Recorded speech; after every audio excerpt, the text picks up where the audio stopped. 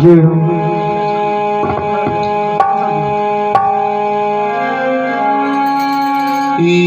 कौन रागा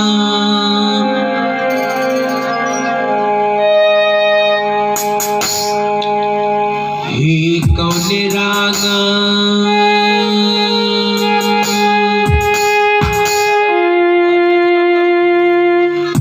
डोलिया है भगवान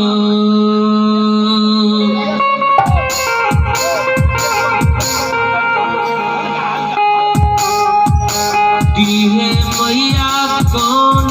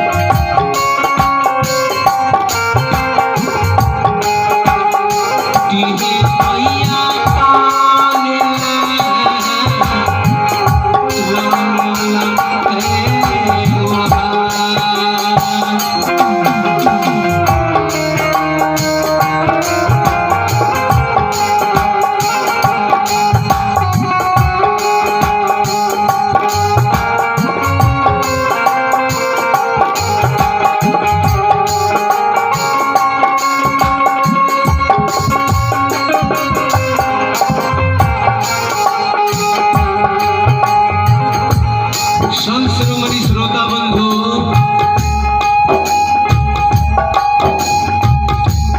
माँ जगत जननी जगदम्बे भवानी के सेवक कही माता जी। माता जी कौन रंग यहाँ के डोली है, कौन कहारी है, कहाँ जा रही है? सेवक माँ से जवाब करे, माँ जगत जननी जगदम्बे भवानी सेवक से जवाब करे, सेवक हो सेवक हो।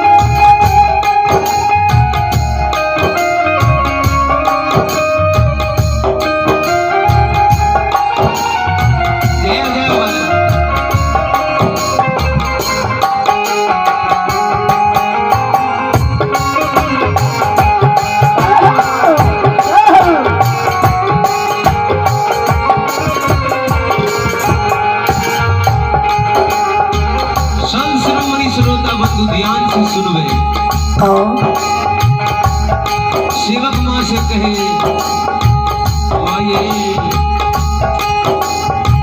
माँ जगत जननी सेवक के साथ जवाब करे, सेवक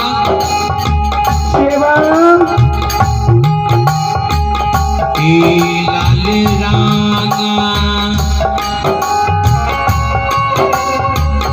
डोलिया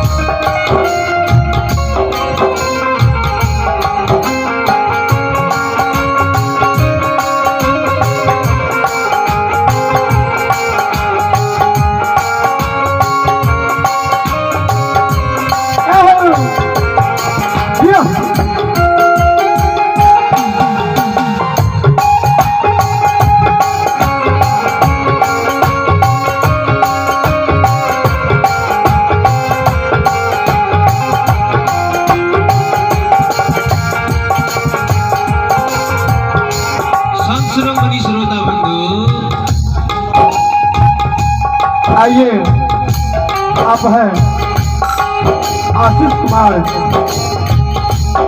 भवन में शानदार ग्यारह ढाने की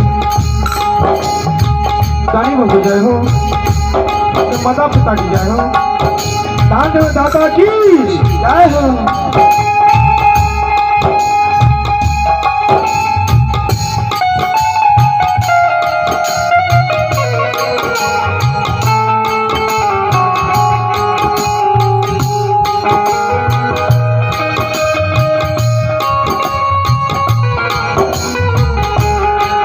श्रोता सज्जन वृंद, मेरी माँ और बाबू भैया सब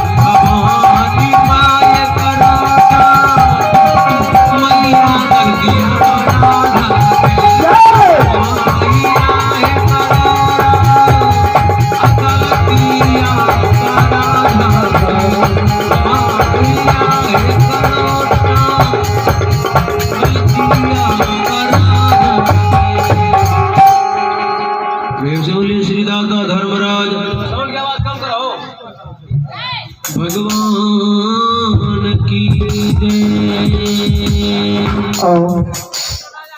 जय।